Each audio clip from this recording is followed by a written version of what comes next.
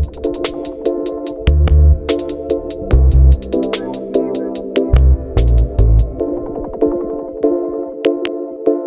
right, welcome to Big Time Basketball, the basketball segment of the Fantasy Fanatics Podcast. I'm your host once again, James, and I'm joined once again by Nate and Mete. What's up, boys?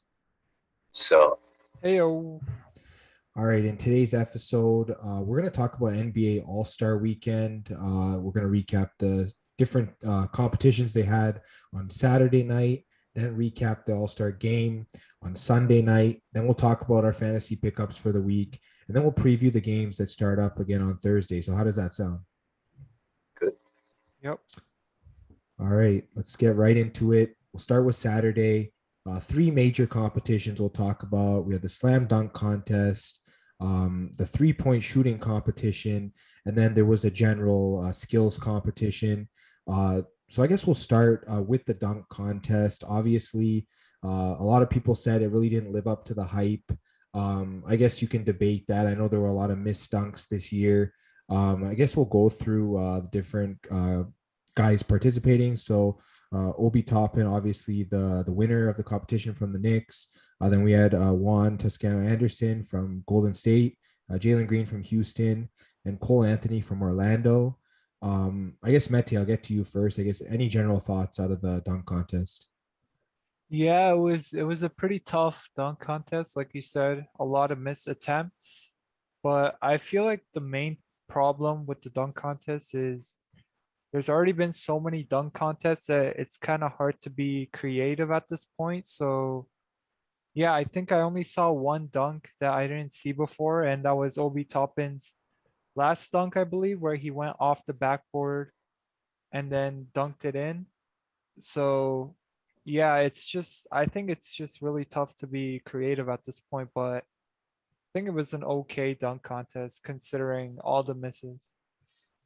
Yeah, I definitely agree. There were some like unique dunks, like the one where the NFT was on Jalen Green's phone, and some of the others. It was crazy. But yeah, definitely Toppin was he had the most skill in a lot of his dunks. So I definitely agree that he was the right winner. I guess, Nate, what are your thoughts on the contest?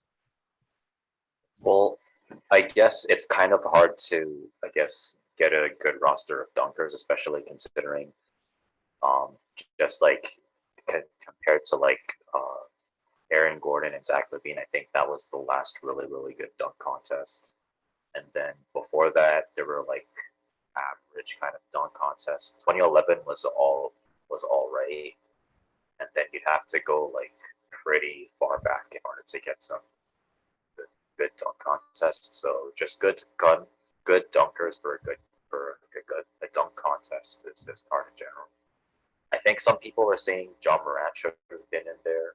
Maybe that's another problem. The best dunkers theoretically aren't always in the dunk contest, so it ends up being people who are, I guess, pretty decent, but they're not necessarily the best dunkers. Yeah, I was gonna say I think a lot of the better dunkers in the league probably decline invitations. Like definitely guys like Aaron Gordon, Zach LaVine. They obviously get invitations extended to them, but they probably just decline them. So yeah, that is another thing. The star power just isn't there like it was in, I guess, previous dunk contests. I guess another opinion I have is just like I don't know. Like I know it's definitely harder to be creative, like Mete said, but like at least maybe try like difficult dunks, even if they're not creative. I feel like some of the guys they were trying to be too creative that they didn't really enhance the difficulty. I feel like if you perform a difficult dunk, people will still respect you for it, even if it's not like new or like creative. So I felt like some of the guys, like they just Toppin definitely performed some difficult dunks. So that's why I agree he should have won. But yeah, just maybe increase the difficulty on some of the dunks. The Timberland one was kind of funny where I think it was Cole Anthony that did it, where he wore the Timberlands and he dunked. Like funny dunks like that are pretty nice too. But yeah, I definitely agree. A little underwhelming this year. Hopefully maybe increase the star power, increase the creativity, whatever it is, the difficulty, and hopefully next year we'll get a better contest for sure. We'll move now into the 3-point competition. This was interesting. Apparently, Karl Anthony Towns was the longest shot to win this competition, and he actually wins it. So yeah, he won Luke Kennard was in it also from the Clippers. Trae Young from the Hawks. Patty Mills from Brooklyn. CJ McCollum from the Pelicans. Desmond Bane from the Grizzlies. Fred VanVleet from the Raptors. And then Zach LaVine from Chicago. I guess, Nate, I'll start with you this time. I guess, what were your thoughts on the 3-point competition? I guess it's kind of unexpected for Karl Anthony Towns to win it. I mean, he is a center who's really good at shooting threes, but I would have expected someone like Trae Young to win it because he's kind of known for being able to shoot threes. But I guess this is kind of an interesting development in the NBA in general. For years, there's been, I guess, power forwards and centers who could space the floor now. So now I guess we're at a point where we have centers who can win 3-point contests. Yeah, it is interesting. One thing about this competition is the best shooter doesn't always win. It's just you got to be hot at the right time, kind of thing. And it's interesting how he put up the second highest score in history, which is pretty insane. I don't know, Mete, what are your thoughts on this competition? Yeah, it was a good 3-point contest. Pretty tight going down to the wire, and yeah, really unexpected that Karl Anthony Towns won. It seems like the theme lately has been the big men have been dominating Saturday nights, especially before a year or two ago where the skills contest was getting dominated by big men. I think Karl Anthony Towns won it. Pretty sure Porzingis won it, and then I think there was Embiid as well who won. So yeah, like a lot of people don't expect these big men to win anything on Saturday, but yeah, they just come to perform. Yeah, I definitely agree. Really surprising, but um, I guess considering that, not all the best shooters were in it, like obviously Steph Curry wasn't in it. Definitely opens the door for new guys to get it done. And yeah, Karl Anthony Towns, who would have thought? But yeah, he performed really well. And yeah, a lot of bigger players in the NBA are now forced to shoot threes with the way the game works. So definitely a lot of better 3-point shooting big men. So yeah, great for Towns in that contest. We'll move now to the actual skills competition. It was divided into teams. There was Team Cleveland Cavaliers, which was Jared Allen, Darius Garland, and Evan Mobley. They ended up winning the competition. There was a rookie team. It had Scotty Barnes, Kate Cunningham, and Josh Giddey. And then there was Team Antetokounmpo, which had the 3 Antetokounmpo brothers. And yeah, it was an interesting competition.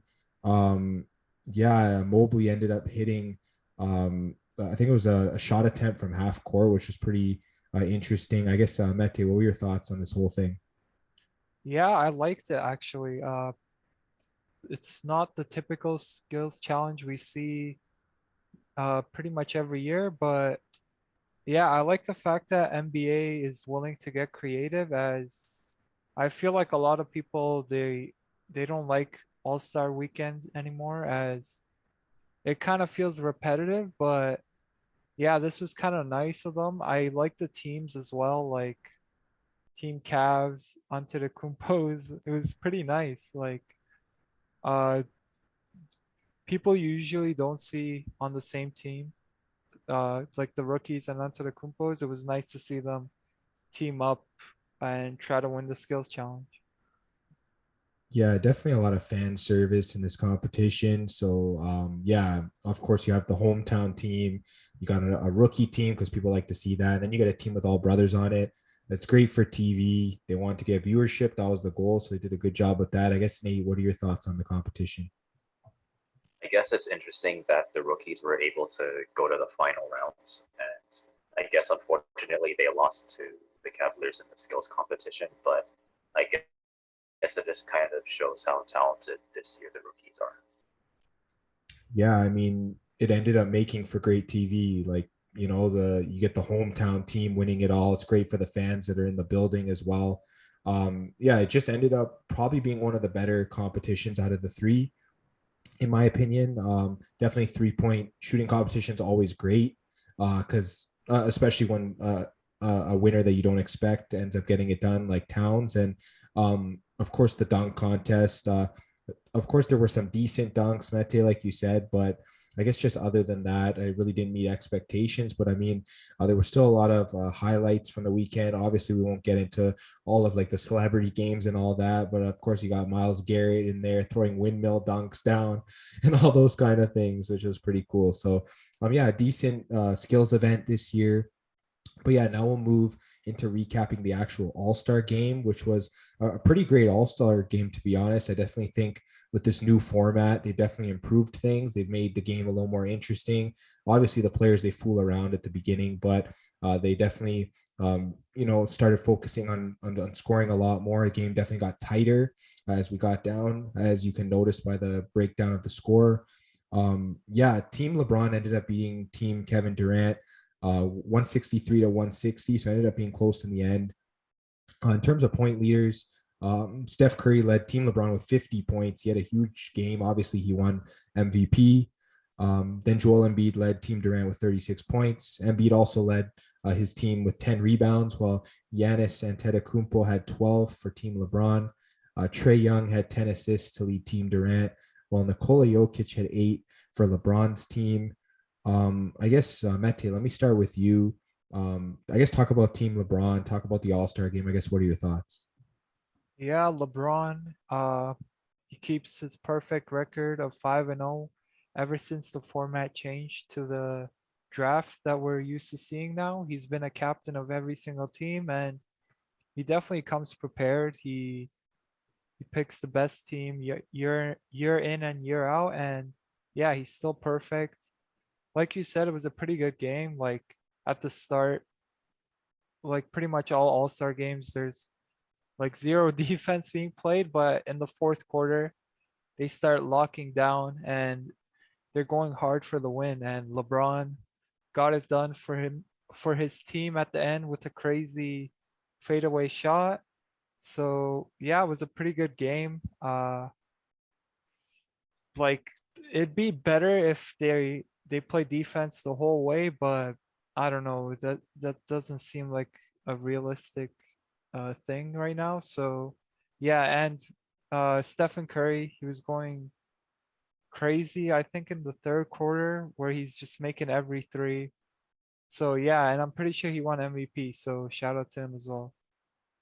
Yeah, definitely a great game from Steph there. Great game overall.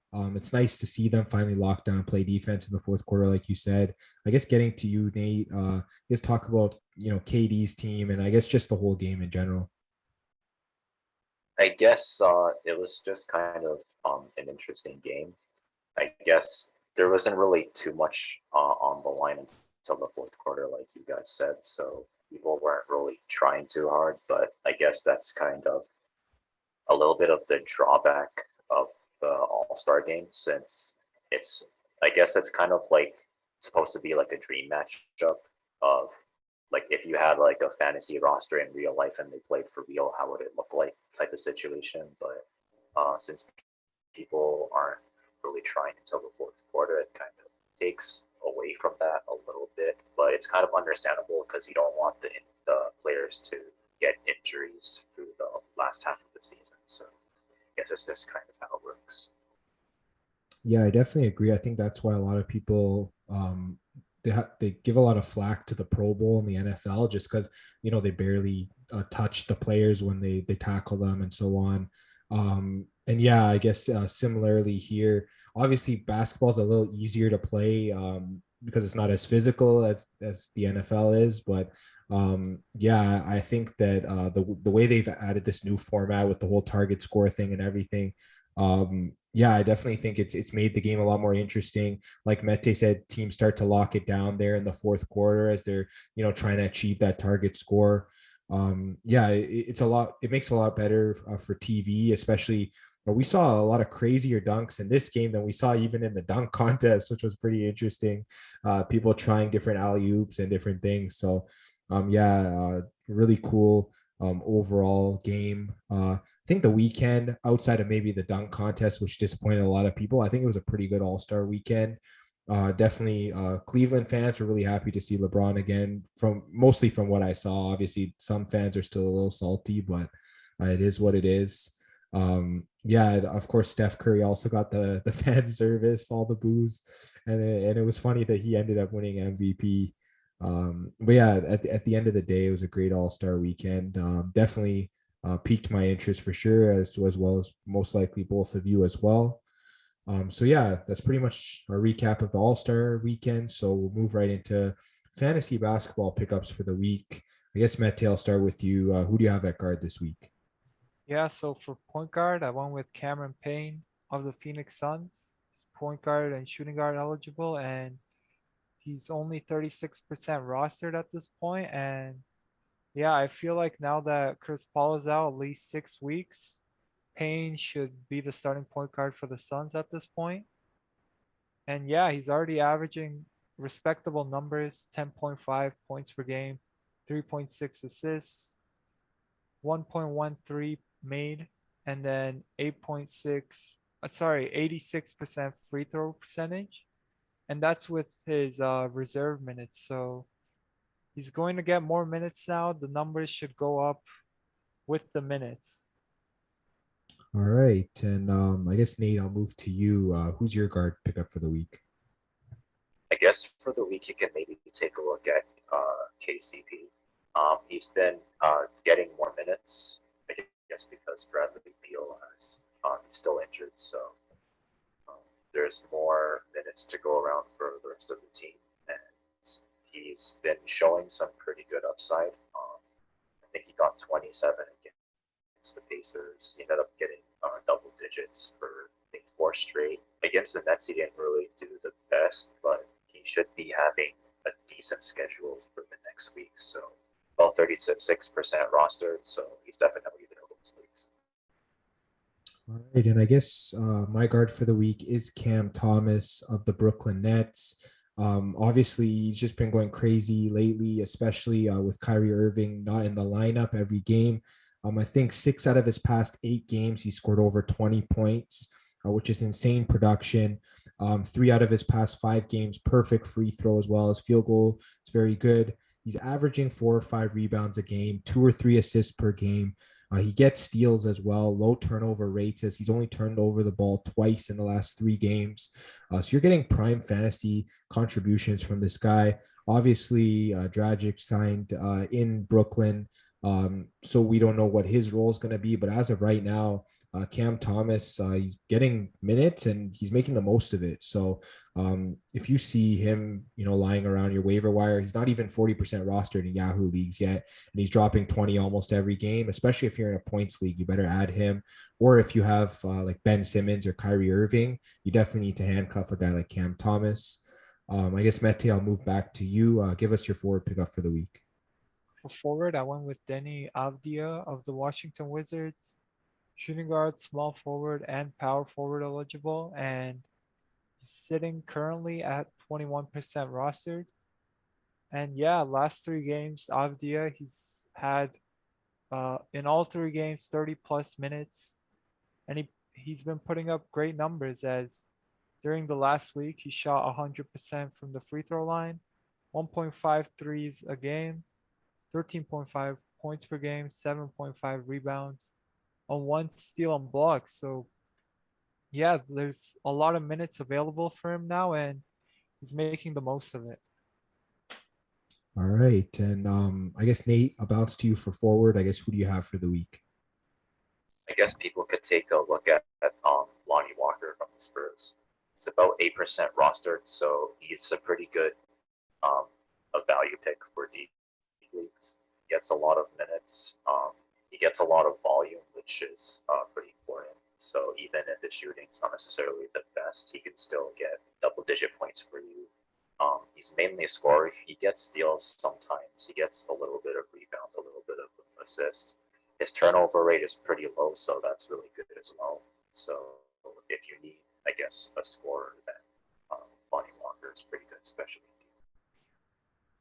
All right, and I guess for my forward pickup of the week, same team from the Spurs, but I have Doug McDermott. He's only around 10% roster in Yahoo leagues. He can play both forward spots. And I mean, I have no idea why he's that low ownership. I mean, the guy's pretty much perfect from free throw every night. I think 5 out of his past 6 games, he's averaged 15 points a night. And then he's a forward that can shoot the three ball. He's averaged around 4 3-pointers per game over those 5 games, which is insane. He gets rebounds, assists here and there, and barely turns over the ball. So if you're in a points league, and it's deep, he's pretty much must own. If you're in a categories league, he's great in the 4 categories I mentioned. The other ones he's not going to hurt you in at all.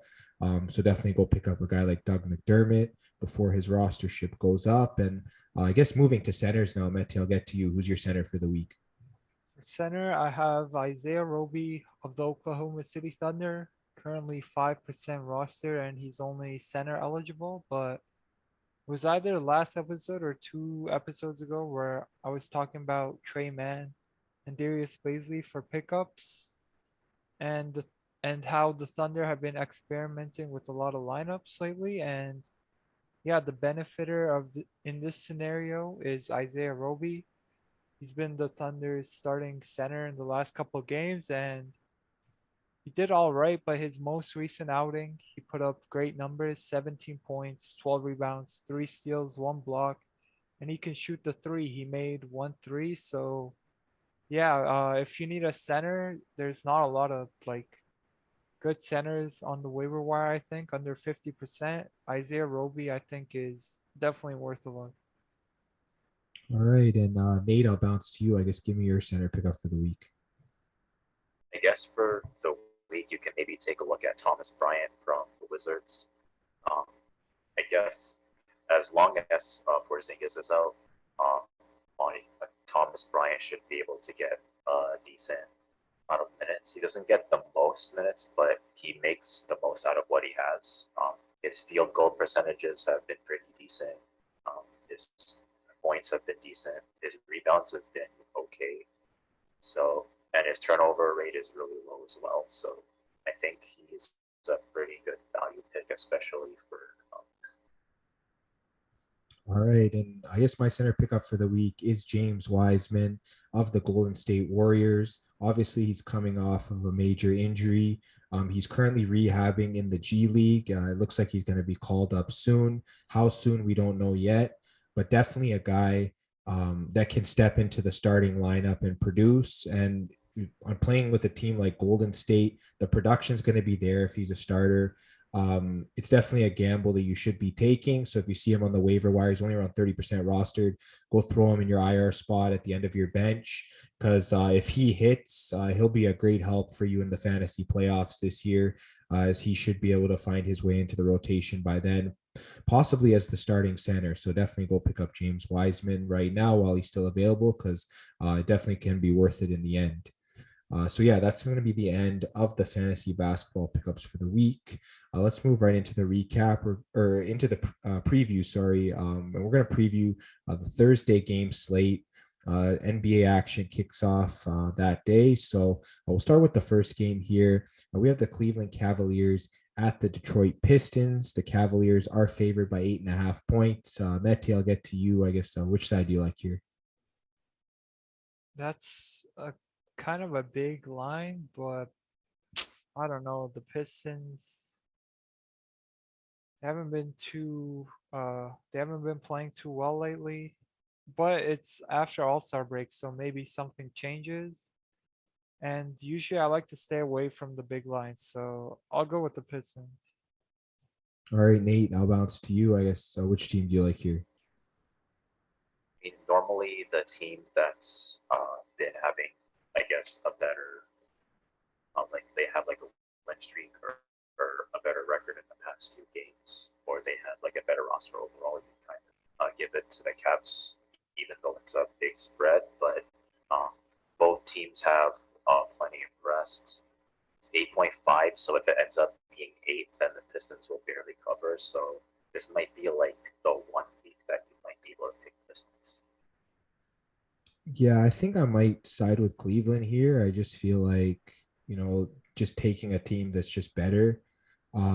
It might be a close cover. Like Mete, you said you don't like big spreads, but I think Cleveland can do it. I feel like, they're well rested, and I feel like they're the better team. So I'm going to take them here.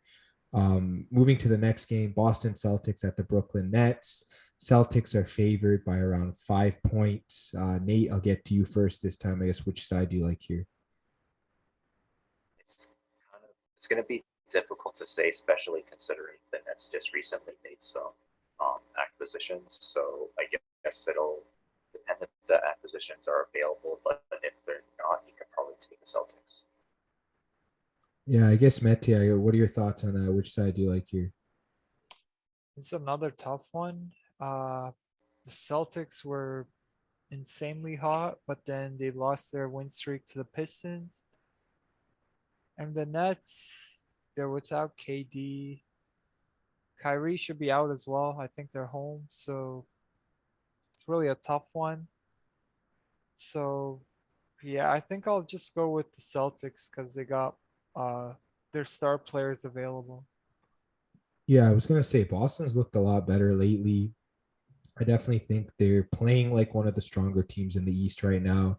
And until the Nets get fully healthy, I don't think we can trust them yet. I think they'll be without the entire big three in this game. So, yeah, give me Boston here. I definitely like them to cover.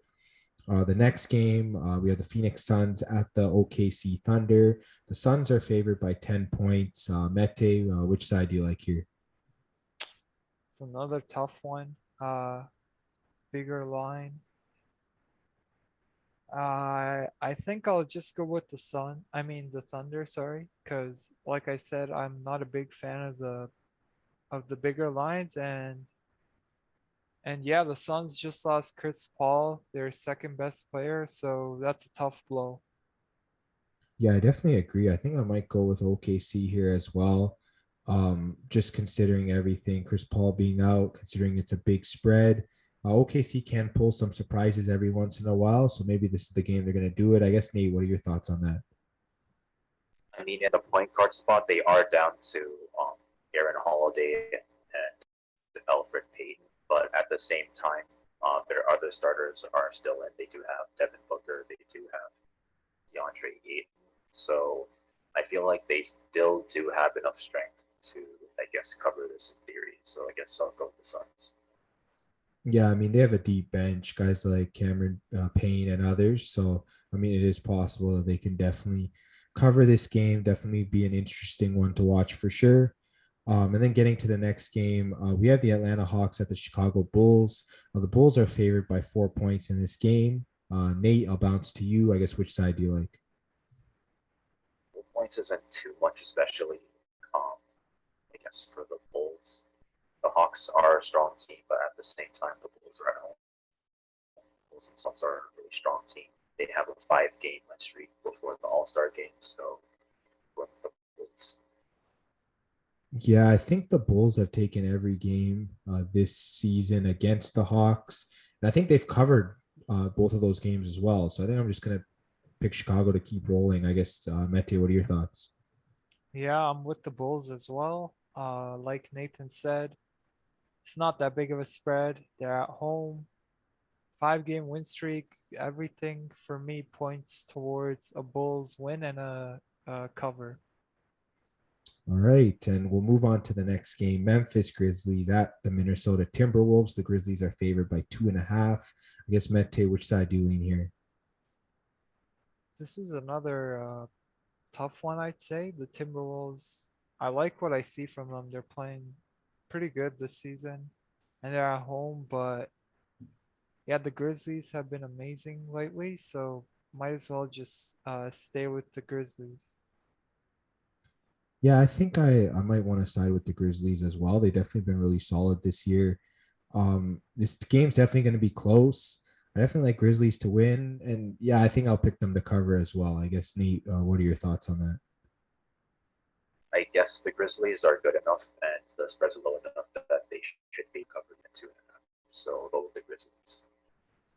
All right, and moving to the next game, we have the Golden State Warriors at the Portland Trail Blazers. It looks like the spread, uh, different spreads here, but we'll go with 7. The Warriors favored by 7 in this matchup. Nate, I'll get to you. I guess which side do you like? Pretty hard to tell. I think the Warriors were a little bit cold. The Blazers were hot going into the All-Star break, but kind of depends how I guess the All-Star break kind of changes things. So I'll go with the Blazers. All right, and Mete, bouncing to you, I guess which side do you like here? What was the number again? It's 7 favoring the Warriors. Yeah, that's a tough one as actually I think the Blazers, they've been uh undefeated ever since they traded CJ McCollum. As crazy as that sounds, they're on a 4-game win streak. They're at home. So I'm actually considering them here. And yeah, I mean, why not? I mean, they've won 4 in a row. I They don't even have to win to cover, so I guess I'll go with the Blazers here. Yeah, I mean, Golden State has struggled lately. I think they've won 1 of 5.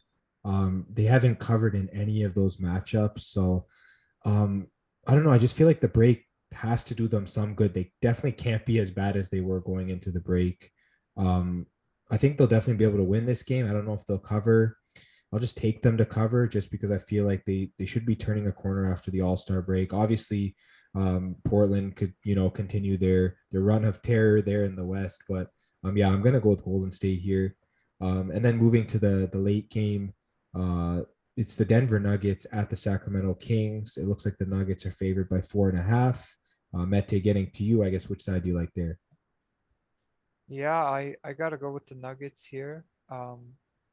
It's not that big of a line. I know they're on the road, but I don't know. The Kings have just been so disappointing this year that yeah, it's tough for me to pick them right now. All right, and Nate, getting to you, I guess which side do you like here? I think the Kings did make some acquisitions as well, but they've been really shaky still. So I'll go with the Nuggets. Yeah, this is I guess a tough game because of course the Kings definitely made some changes to their team. The Nuggets, they've been up and down, I guess, with injuries. I think maybe I might go with the Kings here just because I feel like they have a chance to win this game at home. Maybe I'm wrong, but it just feels like one of those games. And yeah, of course, every team's going to be rested. So we might see some surprising results. So I think maybe I'll go with the Kings here and we'll see what happens. Definitely feel like they have enough tools in the bag to be able to get the win. So yeah, that's pretty much the end of the preview for Thursday. I guess, Nate, I'll start with you. Any last thoughts? I guess for last thoughts, I was wondering if the All-Star Weekend can uh, add back in horse. They used to apparently have that in the 1970s, where they would both players would play horse. So it'd be interesting to kind of see that in the All-Star Weekend again. Yeah, that would be pretty interesting. Maybe add like 21 or add like some of those other fun park street ball games, and like make it interesting, change it up. I guess, Mete, do you have any last thoughts? Just looking forward to this last stretch, I guess you could say, as we're down to like 30 games probably in the regular season, something like that. So yeah, I'm excited to see the playoff races, who gets in, who gets out, and yeah, let's see how things turn out. Yeah, definitely going to be interesting. The playoff races are pretty tight, I'd say, in both conferences. You got like some teams, on the outside looking in that definitely have a chance. So it'll definitely be interesting to see down the stretch how teams play. We'll see how those trade acquisitions do for the players do from those acquisitions on their new teams. And yeah, it's definitely going to be a great stretch of basketball for sure. And yeah, Nate, as you were saying, I definitely think that they did some fan service for the All-Star weekend, but there's definitely a lot more things they could do to make it interesting. It'll definitely be interesting to see what they do in the future. But yeah, that's going to be the end of big time basketball for this week. Just make sure you check us out on Instagram and Twitter at Fan Podcast. We'll be posting pics for NBA and NHL. Definitely go check them out. This podcast will be on YouTube, Spotify, Apple Podcasts, and Google Podcasts. Just make sure you like, subscribe, share, hit the bell for notifications on YouTube, leave us comments, reviews, all that good stuff. And yeah, guys, definitely good All-Star weekend, fun game on the Sunday as well.